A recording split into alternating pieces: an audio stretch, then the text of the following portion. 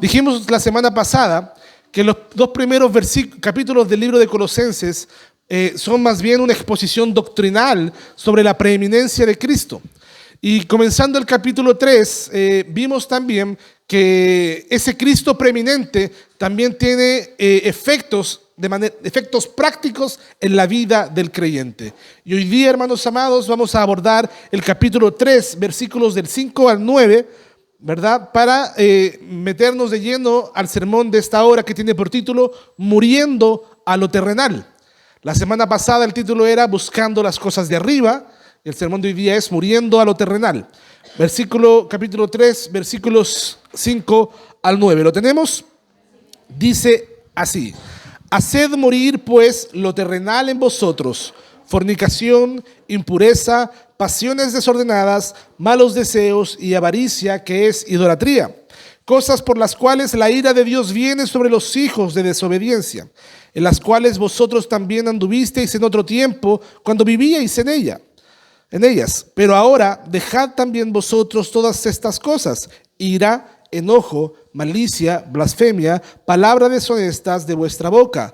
No mintáis los unos a los otros, habiéndoos despojado del viejo hombre con sus hechos. Amén. Esta es la palabra que vamos a abordar el día de hoy. Como ya dije, el sermón tiene por título Muriendo a lo terrenal.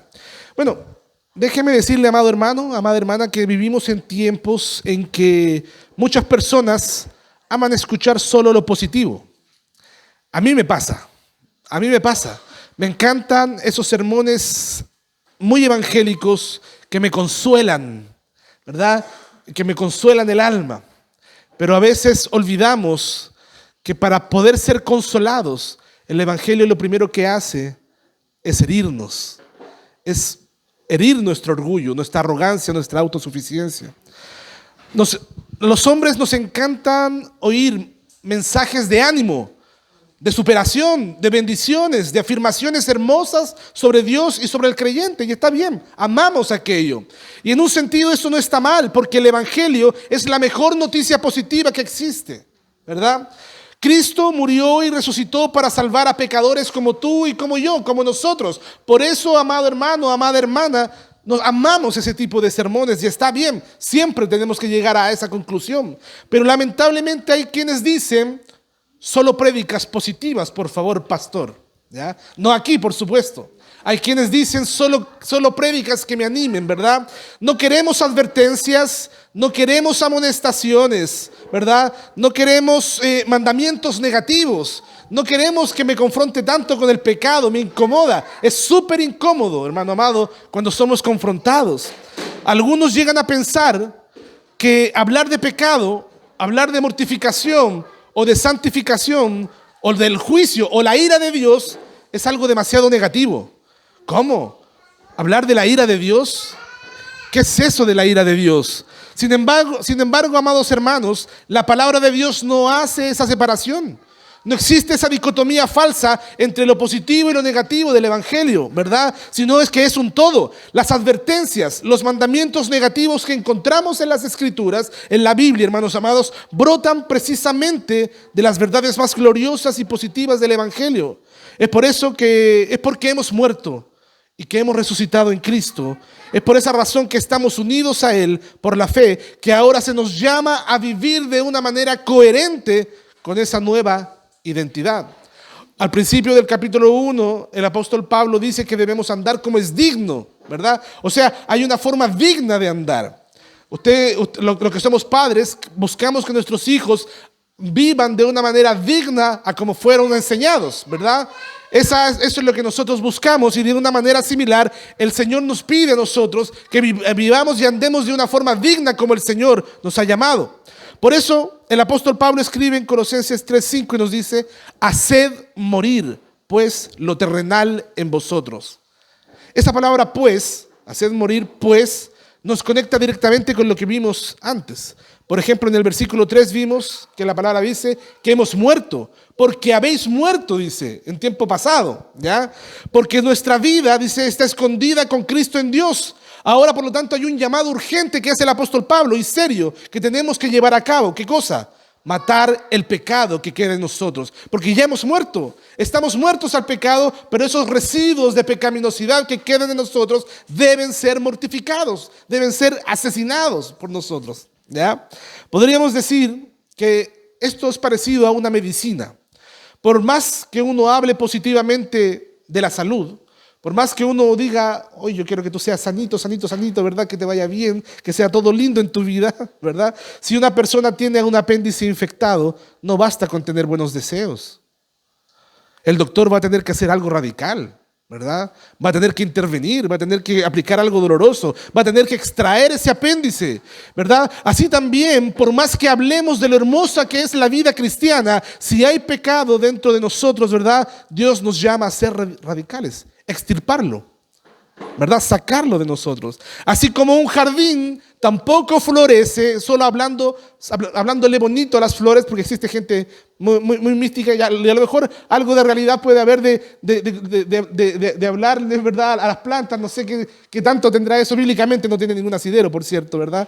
Pero por más que alguien le hable bonito a una planta, si no la poda, no va a crecer. No va a crecer sana, ¿verdad? Hay que arrancar la maleza que está alrededor de esa planta para que ese jardín florezca. Una vida cristiana no crece solo con palabras dulces, hay que matar el pecado. También son necesarias las confrontaciones, ¿verdad? Por eso el apóstol Pablo, después de hablarle tan maravillosamente acerca de la persona de Cristo y quiénes son los colosenses en Cristo, ahora les dice, ¿sabes qué? Ahora tienen que matar lo que queda en ustedes. El Señor dijo claramente en Mateo capítulo 5, versículo 29, si tu ojo te es ocasión de caer, sácalo. Obviamente, el Señor no está hablando de un acto físico, ¿verdad? Porque el problema no es el ojo, el problema no es la mano, el problema no es el pie, el problema es el corazón del pecador. Uno puede cortarse las manos como se hacía antiguamente con los ladrones en la antigüedad. No sé si se acuerdan, antiguamente, le cortaban la mano al que pillaba con las palabras, con los deseos. No solamente es directo, sino que también es específico. De hecho, los pecados, lista, ¿verdad? Le da una lista, los identifica claramente. ¿Por qué? Porque el apóstol Pablo identifica claramente porque estos pecados no tienen lugar en la vida. No debiese. Y si no se mata, crece. Si crece, destruye, ¿verdad? Así como la maleza que crece, le quita a las plantas,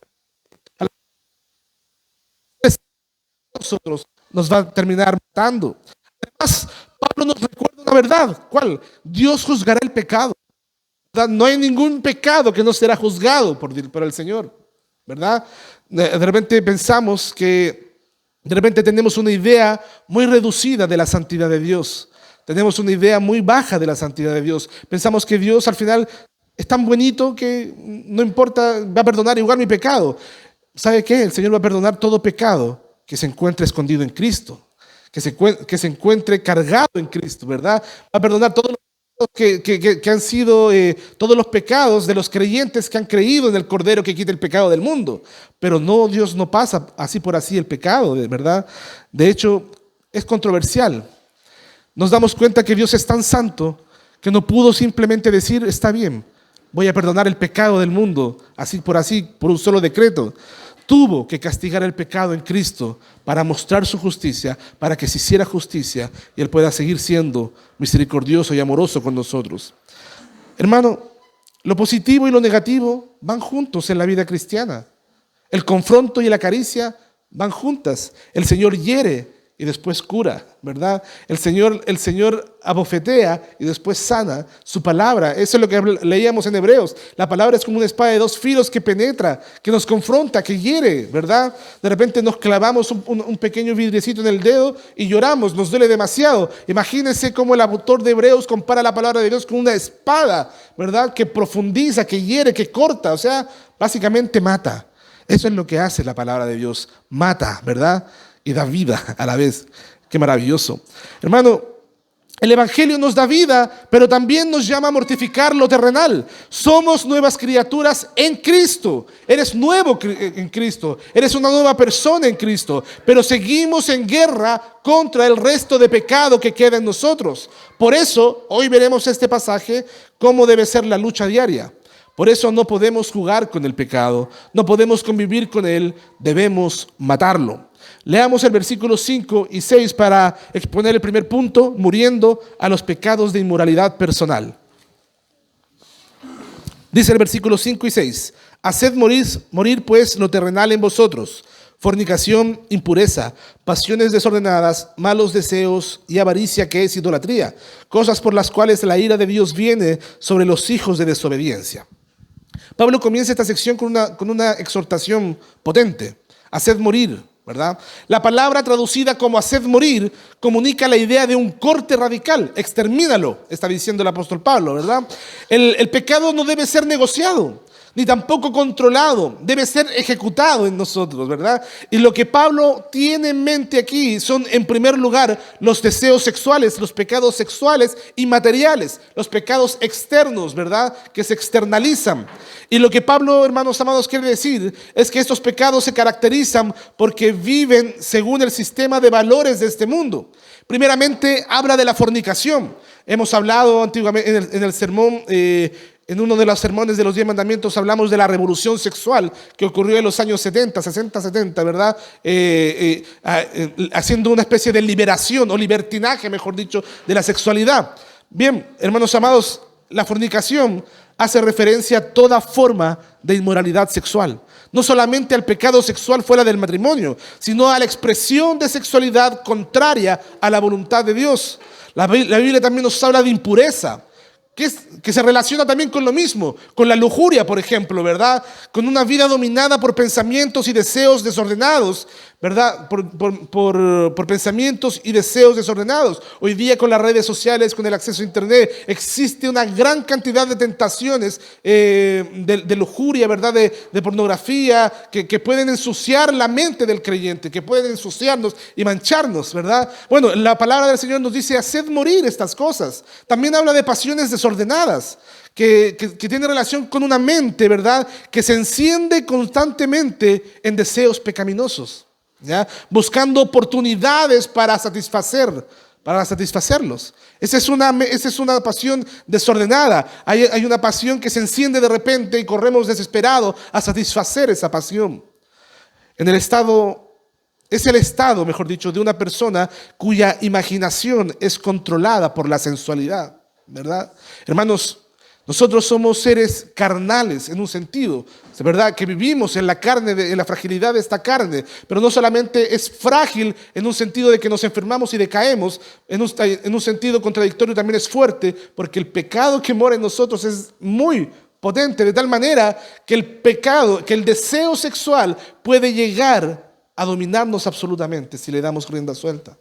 Es complicado porque es como darle la mano al pecado y se tomará el codo y mucho más, ¿verdad? Porque al principio puede que no pase mucho, pero eso empezará a controlar hasta el deseo que haya una pasión desordenada, que no puedas tener control sobre ella. El apóstol Pablo dice, haced morir estas pasiones, ¿verdad? Hermanos amados, también la Biblia, o sea, el apóstol Pablo habla de los malos deseos. ¿Qué son los malos deseos? Podemos decir que son quizás anhelos corruptos, ¿verdad? Que cuando se cultivan en el corazón, inevitablemente buscan manifestarse en acciones concretas. Alguien dijo, nadie peca, ¿verdad?, en el área sexual de un momento para otro, sino que hay una semilla, ¿verdad? Hay un deseo que nace, hay un mal deseo que nace y que cuando se cultiva y cuando se le deje permanecer en el corazón, crece de tal manera que un día da su fruto y son frutos amarguísimos. Por eso el apóstol Pablo nos dice, haced morir. Si hay un mal deseo en nosotros, si hay una pasión desordenada, una impureza, ¿verdad? Hermanos amados, pidámosle al Señor ayuda para que podamos erradicar con firmeza aquello de nuestra vida. Hermanos amados, en otras palabras, los deseos terminan gobernando las acciones. Muchas veces nos fijamos en los frutos, pero no en las raíces de las cosas. Muy pocas veces nos preguntamos por qué hago lo que hago, ¿verdad? Siempre vemos el resultado. Hoy, ¿por qué hice, verdad? Hoy no sé, hice tal cosa y me concentro y ataco aquello. Pero muy pocas veces nos preguntamos por qué hice lo que hice. ¿Por qué hago lo que hago? ¿Qué me motivó a hacer tal cosa? Bueno, quizás hubo una pasión desordenada, ¿verdad? Malos deseos que se dejaron estar, ¿verdad? Y cultivar de una manera muy tolerante.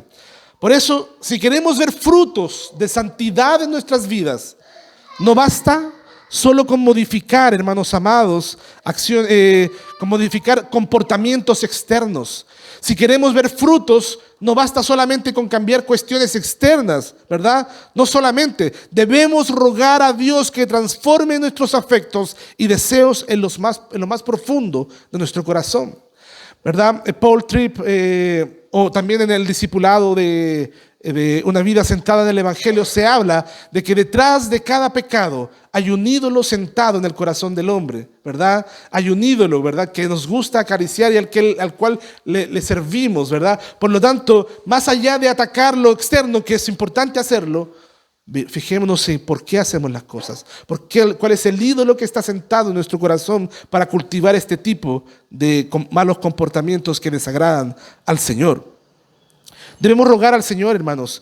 Si un padre, por ejemplo, alimenta a sus hijos, ¿verdad?, un apetito insaciable por los dulces, luego no puede sorprenderse de que ellos crezcan con problemas de salud, ¿verdad? Si quiere cambiar sus hábitos, debe trabajar primero en cambiar sus gustos, ¿ya? De la misma manera, los creyentes debemos clamar como el salmista: crea en mí, oh Dios, un corazón limpio. O sea, Señor, cambia mis gustos, cambia mis deseos malignos, ¿verdad? En vez de desear lo malo, ayúdame a desear lo bueno, porque solamente Dios puede hacer este cambio. Porque es el corazón, hermanos, de donde brotan los malos pensamientos, de donde brotan los pecados. Es en el corazón donde está lo malo, según el Señor Jesús en el Sermón del Monte. Y Pablo añade esta lista del versículo 6, o el versículo 5, mejor dicho, la avaricia, a la que llama idolatría, ¿verdad? Hay un ídolo sentado ahí, ¿verdad? La avaricia es el deseo insaciable de tener más, ¿verdad? Más cosas, más dinero. Usted sabe por qué muchos ricos no son felices, ¿verdad? No disfrutan lo que tienen, porque tienen una ambición desesperada por tener más y más y más, y producir más y más y más. Hermanos amados, que es alguien que siempre quiere lo que no tiene. Es el pecado que nunca se sacia, la avaricia, porque siempre quiere lo que no tiene y que fácilmente envidia lo que otros poseen. El vecino se compró un auto, yo me compro uno mejor. El vecino se amplió, yo me compro uno mayor, ¿verdad? Los hijos de mi primo, ¿verdad?, lograron tener ciertos grados académicos. Yo quiero que mis hijos sean más que ellos. Hay una competitividad, siempre queremos lo que el otro tiene.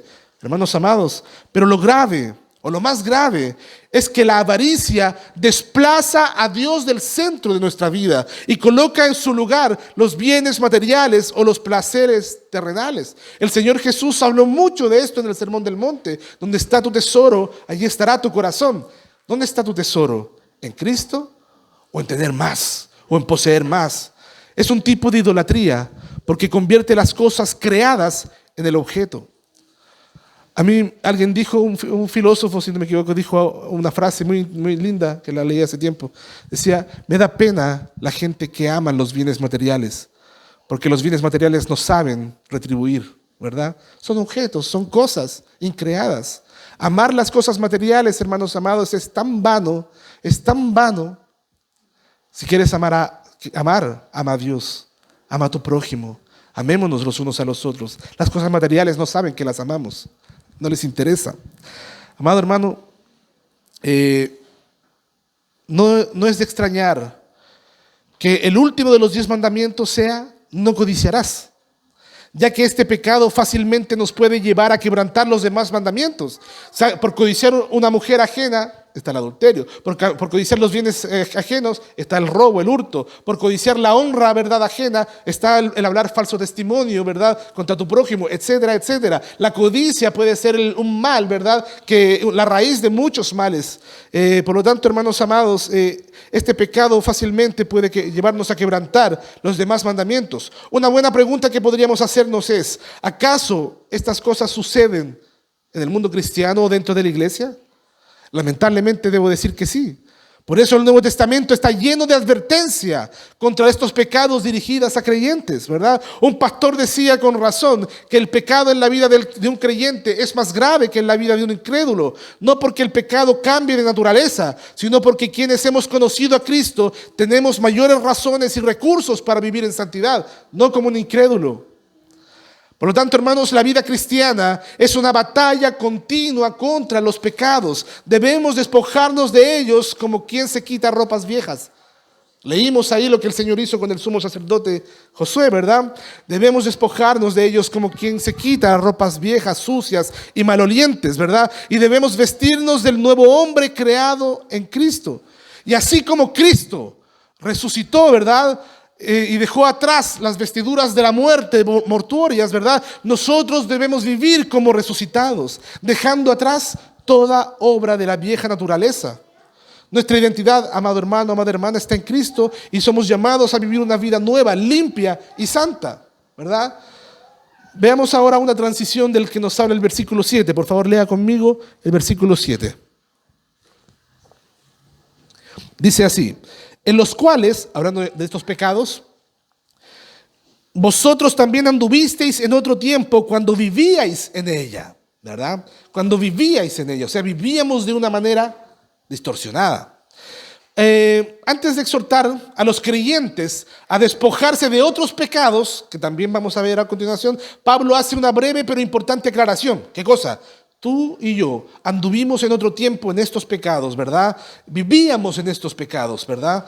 Este versículo cumple una doble función. ¿Sabe por qué? Porque por un lado nos recuerda que debemos ser humildes, ¿verdad? Es un recordatorio humilde de que los creyentes no siempre fuimos santos. De que los creyentes no siempre actuamos como hoy día. Hoy día usted me ve acá, pero yo me veo de repente las redes sociales se encargan de recordar, ¿verdad?, aquellas cosas antiguas de mi vida pasada y me mantiene humilde. Y digo: Señor, en esto anduve yo antes, ¿verdad? Es como ese viejo olor que le llegaba al palacio del rey, al rey David, ese olor a oveja, para que nunca se olvidara de que un día fue un pastorcillo de ovejas, ¿verdad? Así también muchas veces el recordatorio del pecado nos llega para mostrarnos de dónde nos sacó el Señor. Hermano, por lo tanto, nosotros también debemos vivir, nosotros también vivimos dominados por pecados que ahora debemos abandonar. Es un llamado, hermanos amados, a recordarnos de dónde Dios nos sacó, para que no haya orgullo espiritual ni dureza hacia los demás, ni tampoco hay un juicio ligero, porque de repente nos convertimos en fariseos legalistas que a la primera que mi hermano tropieza, en vez de levantarlo, lo azotamos, ¿verdad? Por otro lado, hermano, también nos recuerda algo esperanzador. ¿Qué cosa? Que eso pertenece al pasado. Vivíamos en ellas, ¿verdad? Así como un cerdito vivía en el chiquero, ¿verdad?, revolcándose en el lodo, así vivíamos nosotros en nuestra condición de pecado. Vivíamos así. Por eso la palabra dice: anduvisteis y vivíais. Está en tiempo pasado, ¿verdad? Eso es un tiempo pasado perfecto, o sea que ya dejó de ser, ocurrió. Es decir, esa ya no es nuestra condición, ¿verdad? Nuestra condición presente. Ya no vivimos ni andamos en esos pecados en los que antes vivíamos y andábamos. En Cristo los creyentes hemos recibido una nueva vida con nuevos deseos y un nuevo poder para vencer el pecado. Por lo tanto, ya no estamos esclavizados a estas prácticas, no somos lo que solíamos ser. Usted puede, siempre me gusta poner la ilustración de un cerdito al quien se le pone un manjar, ¿verdad?, para comer, ¿verdad? Y pura basura de hortalizas, ¿verdad? La cáscara de las hortalizas, para que el cerdito elija dónde va a comer. El cerdito siempre se va disparado a comer la basura antes que los manjares, porque su naturaleza lo llama. Bueno, nosotros de manera natural antes Vivíamos, disfrutábamos y nos gozábamos en el pecado. Hoy día ya no es natural en nosotros. Si bien es cierto, luchamos contra estas cosas. Si bien es cierto, somos tentados por estas cosas. Ya no es nuestra naturaleza. Ya no es natural en nosotros deleitarnos en estas cosas. Por lo tanto, hermano amado, es un recordatorio muy lindo el que hace el apóstol Pablo. Vivíamos antes. ¿Quedan cosas? Por supuesto que sí. Haced morir en vosotros estas cosas. Pero ya no eras. Alguien dijo, un puritano, John Owen, si no me equivoco, fue el que dijo, no soy lo que quisiera ser, pero por la gracia de Dios no soy lo que solía ser, ¿verdad? Somos distintos, hemos cambiado, el Señor ha transformado nuestra vida, pero nos llama aún más a seguir matando lo terrenal en nosotros. Leamos ahora el versículo 8 y 9, los dos versículos, para el último punto de este sermón, muriendo a los pecados relacionales y de carácter.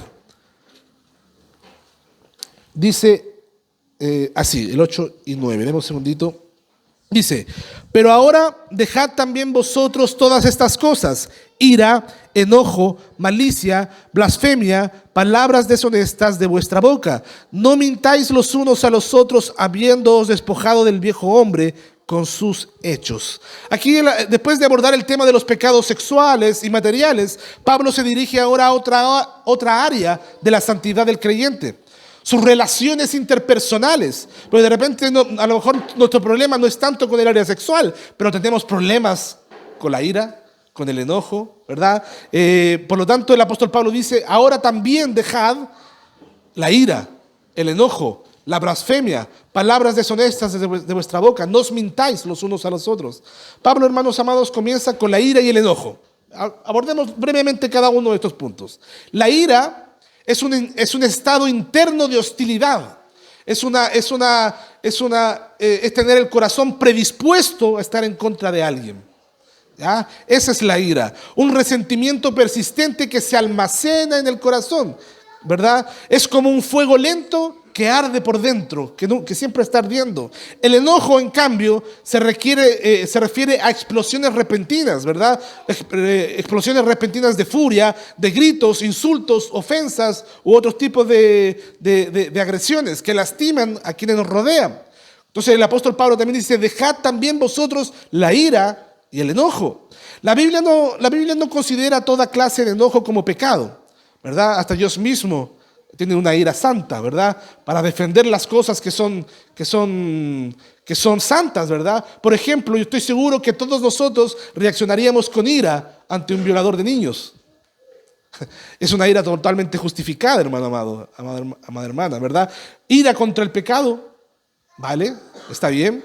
Inclusive contra los que blasfeman contra Dios. Hay oraciones imprecatorias en los salmos donde el salmista pide la destrucción de los que blasfeman contra Dios, de los malos, de los impíos. Pero la Biblia está hablando de otro tipo de enojo. Aquí el apóstol Pablo. ¿Por qué? ¿Qué tipo de enojo está hablando? De ese enojo que es pecaminoso y que busca dañar al prójimo o que brota de un corazón que es orgulloso. Ese tipo de enojo es el que el apóstol Pablo está diciendo, haced morir también en vosotros. Luego menciona la malicia. ¿Qué es la malicia? Una disposición general a desear el mal del otro, ¿verdad? Hay gente, hermanos amados, que siempre que se refiere a otra persona lo hace en malos términos, despectivos, ojalá buscando su mal. No puede haber ese tipo de conducta en nosotros, en un cristiano, no debiese. Por más que alguien te caiga mal, hermano, no sea alguien de mucho agrado para ti, no puede haber malicia en tu corazón para desear el mal de otro. También habla aquí de la blasfemia. Pero ojo, aquí probablemente se refiere a los insultos o palabras injuriosas dirigidas hacia otros, en el contexto en el que está hablando, ¿verdad? No hables mal del otro. No hables mal del otro, ¿verdad? O no lo hagas, ¿verdad? Sin corroborar la verdad. De repente hacemos juicios subjetivos con demasiada liviandad, ¿verdad? Esa persona actúa así porque es envidiosa. ¿Te consta? Estás haciendo un juicio. ¿Te consta? ¿Te consta que hay envidia en su corazón? ¿Por qué hacemos juicios con tanta liviandad de cuestiones que son subjetivas? Mejor haz juicio de las cosas que son objetivas. Esa persona me insultó. Eso es objetivo, ¿verdad? Pero al añadirle porque es, no sé, un juicio subjetivo, porque es envidiosa, no te consta. Di la verdad, nada más que la verdad y solamente la verdad, ¿verdad? Hermanos, las palabras, también habla aquí de las palabras deshonestas. Hermanos, hay gente, bueno, somos todos somos tentados a estas cosas. Hay gente que le gusta exagerar todo lo que dice, ¿verdad? Para causar mayor conmoción, ¿verdad? Hay deshonestidad en las palabras. Dentro del mundo teológico hay mucha deshonestidad intelectual, hermanos amados, ¿verdad? De repente somos confrontados, inclusive en el mundo cristiano, somos confrontados con ciertas doctrinas, ¿verdad? O que la Biblia dice algo, ¿verdad? Y de una manera muy deshonesta tratamos de buscarle la quinta pata al gato para que pueda calzar con mi teología, mi doctrina. De repente nos falta un poquito de honestidad en lo que hacemos y lo que decimos. Es mejor decir muchas veces que hay grandes misterios que no conocemos, a de repente ser deshonestos y torcer las cosas, ¿verdad? Para nuestra conveniencia. Ahora, ¿a qué también se puede referir el apóstol Pablo con palabras deshonestas? También puede ser un lenguaje sucio, un lenguaje vulgar o grosero, ¿verdad? Ser una palabra, como decía el humorista Bombo Fica, ¿verdad? Coprolálica. Ser ordinarios para hablar, hermanos, ¿verdad? Hablar soeces, palabras ordinarias. Erradiquemos esas cosas de nuestra conducta, ¿verdad? En otras palabras, lo que está haciendo Pablo con todo esto es mostrando que una vida que está dominada por Cristo se manifiesta también en la forma de hablar. ¿Sabe cómo? ¿Sabe? En la Biblia cuando cuando el apóstol Pedro niega a Jesús, ¿verdad? Le dicen, tú andabas con él. Y Pablo dice, no, Pedro dice, no, yo no andaba con él, ¿verdad? Y a la tercera vez le dijeron, sí, tú andabas con él porque tu forma de hablar te delata, ¿verdad? Porque un cristiano se identifica inclusive por su forma de hablar, hermanos amados. Y Pablo está diciendo, hermanos amados, que una vida dominada por Cristo se manifiesta inclusive en su forma de hablar. Es una persona que habla limpiamente, veraz y es edificante cuando habla. Finalmente, Pablo señala un pecado que lamentablemente es demasiado común, incluso entre nosotros, los creyentes. ¿Cuál? La mentira. Él dice, no mintáis los unos a los otros, habiéndoos despojado del viejo hombre con sus hechos. La mentira, amado hermano, amada hermana, es completamente incompatible con la nueva identidad del cristiano, ¿verdad? Y es muy fácil mentir, porque es gratuito. Nadie te va a meter a la cárcel por mentir, ¿verdad? Por lo tanto, con mucha liviandad mentimos. Pero la Biblia nos dice que aquel que es padre de mentira no es otro que Satanás. Mientras que Cristo dijo, yo soy el camino, la verdad, ¿verdad? No hay espacio para un estilo de vida engañoso en aquellos que han sido unidos a Cristo. Hermanos, de repente podemos ser mentirosos con una vida piadosa externa, solamente externa, una falsa piedad externa, como lo eran los fariseos. De hecho, Jesús le dice a los fariseos, ustedes tuercen las escrituras, ustedes mienten, ¿verdad? Son mentirosos, son hijos de Satanás, vuestro padre es Satanás, el diablo, porque él es mentiroso desde el principio. Hermanos amados, mientras que Jesús es la verdad, no hay espacio para la mentira. Por lo tanto, debemos cuidarnos de vivir una vida de apariencias mentirosa. Mentimos por temor, por orgullo, por querer proteger nuestra imagen o por manipular la situación. Mentimos por muchas razones, pero cuando mentimos, negamos con nuestros hechos que Cristo reina sobre nosotros, ¿verdad?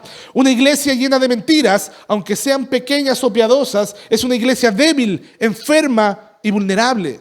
Qué lindo es cuando una iglesia es auténtica, cuando los miembros de una iglesia se comportan de manera genuina, sin andar escondiendo cosas, ¿verdad? O sin andar aparentando o fingiendo cuestiones, ¿verdad? O mostrándose más santo de lo que son. Hermanos, una iglesia sana es una iglesia genuina, ¿verdad? Que vive, que es una carta abierta, ¿verdad? Que no tiene nada que esconder a los demás, ¿verdad? Gloria a Dios, porque creo que el Señor nos ha ayudado mucho a crecer en ese sentido como iglesia. Por el contrario, una iglesia marcada por la verdad es un reflejo hermoso del carácter de Dios. Yo puedo ver a Dios aquí, hermanos. Lo puedo ver en usted. Lo puedo ver en cada uno de nosotros. Qué lindo es ser honestos y transparentes en nuestra forma de vivir. Por lo tanto, este llamado a despojarnos de los pecados relacionales y de carácter nos recuerda que la santificación no es solamente un asunto privado o individual. ¿Qué quiero decir esto? La vida cristiana es vivida en comunidad. La vida cristiana es vivida en comunidad. Por eso es tan importante el no pecarás contra tu prójimo, ¿verdad? No peques contra tu prójimo, ama a tu prójimo, porque la vida cristiana es colectiva, ¿verdad? Es comunitaria, hermanos amados. Amada iglesia, no es un asunto privado, no es un asunto individual la santificación. Nadie se puede santificar aislado del cuerpo, ¿verdad? Es en el cuerpo donde somos santificados. Es aquí donde aprendemos, ¿verdad?, que mentirle a mi hermano está mal. Es aquí donde probamos que la verdad, cuando está en la comunidad, es maravillosa. Es aquí donde somos santificados. Este llamado, hermanos amados, también es aquí en la comunidad, en la familia de la iglesia, ¿verdad?, donde Dios nos santifica al confrontarnos con nuestros pecados. Nos llama a vivir con humildad, con paciencia, con perdón, con amor. La vida cristiana se vive en comunidad, en relaciones concretas como la iglesia, el matrimonio, la familia. Ahí se vive la vida cristiana. Como decía un pastor, es fácil parecer santo cuando uno está solo, pero es en el roce con los demás donde realmente se prueba el carácter cristiano, ¿verdad? Nosotros nos hemos aprendido a conocer. Nuestras esposos, nos conocemos muy bien, ¿verdad? Es en la familia, ¿verdad?, donde nos conocemos, en la iglesia donde nos conocemos. Por eso necesitamos la gracia del Señor para morir a estos pecados, para manifestar en nuestras palabras y actitudes que somos nueva criatura en Cristo. Como conclusión, hermanos, quiero invitarte a tener una vida coherente con Cristo, porque no existe mayor desazón en nuestra mente, o no existe tanta falta de paz como cuando alguien no actúa honestamente con su conciencia. Yo quiero, hermano amado, invitarte a vivir de manera coherente con lo que dices creer. Hermano, el llamado es claro. Si hemos muerto con Cristo y hemos resucitado con Él, debemos vivir como aquellos que verdaderamente le pertenecen. El pecado ya no es nuestro amo, ¿verdad? Ya no nos debe dominar el pecado, no nos define, no nos gobierna. Cristo es quien nos define, Él es nuestro Señor, Él nos gobierna. Y vivir en Cristo es abrazar una existencia marcada por la santidad, por la coherencia, ¿verdad?, con la honestidad intelectual, por una transformación real. El puritano John Owen dijo sabiamente: debes estar matando el pecado o el pecado un día te estará matando a ti. No hay neutralidad en la vida cristiana, ¿verdad? No hay autocomplacencia, no hay tolerancia con el pecado en la vida cristiana, porque el pecado mató a mi Cristo, porque el pecado mató a nuestro Señor, ¿verdad? Él tomó, ¿verdad?, el pecado y lo cargó por nosotros. ¿Cómo nosotros pudiésemos ser tolerantes con algo que fue tan desastroso para todos? No podemos jugar con el pecado y pensar que no tendrá consecuencias. Tarde o temprano traerá consecuencias en mi vida, en tu vida, en mi familia, en tu matrimonio, hermano amado, amada hermana. La pornografía muchas veces va a traer consecuencias en la vida marital. Va a traer. Dios nos ayude a todos nosotros, hermanos amados, a luchar, a hacer morir estas cosas en nosotros.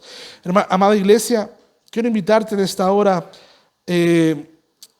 a no vivir con un pie en Cristo y otro en el mundo. El Evangelio demanda y produce un cambio radical, porque nos une con un Salvador glorioso, el cual es Cristo, es poderoso y santo.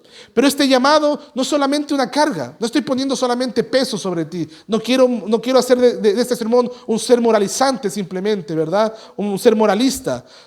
Lo que quiero hablarte es de una gloria tremenda, un peso de gloria, porque no estamos solos en esta lucha. Cristo vive en nosotros, hemos muerto con Cristo y hemos resucitado con Él. Por lo tanto, el Espíritu Santo mora en nosotros y la promesa de Dios es que un día seremos manifestados con Él en gloria. La lucha contra el pecado tiene un final seguro. O sea, somos los únicos luchadores, los únicos guerreros que tienen la victoria asegurada. El Señor no te está diciendo que seas perfecto. El Señor te está pidiendo que luches con el pecado, que hagas morir lo que te aleja de Él, ¿verdad? Hermano amado, mi desafío pastoral para ti es este: no te conformes con una fe superficial, no nos conformemos con una fe dominguera, ¿verdad? Que el día domingo es como el día santo y los demás días vivimos de repente no tan santamente, ¿verdad? No te conformes. No te conformes con un cristianismo de domingo. No te conformes con decir que Cristo es tu Salvador si no estás dispuesto a que Él también sea tu Señor. Él tiene que ser el Señor de tu vida. Como dijo también el predicador Charles Spurgeon, si Cristo no es Señor de todo en tu vida, es probablemente que no sea Señor de nada en tu vida. ¿Es todo o nada? Así que, amada iglesia, querida iglesia, despojémonos de todo lo que huela a la vieja vida. Despojémonos de todo lo que nos ate todavía a ese pasado, ¿verdad? Inescrupuloso, ¿verdad? En el que vivíamos. Corramos a Cristo día tras día. Busquemos las cosas de arriba. Vistámonos de Él. Vivamos para su gloria y hagamos morir lo terrenal en nosotros. ¿Y sabe qué?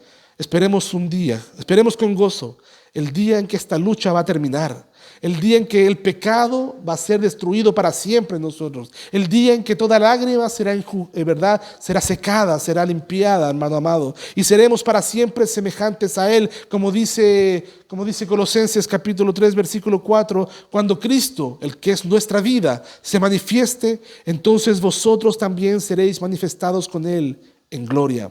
Que así sea, hermanos amados. Esa es nuestra esperanza. Amén. Soli Deo Gloria. Dios te bendiga. Pongámonos de pie. Oremos a nuestro Señor.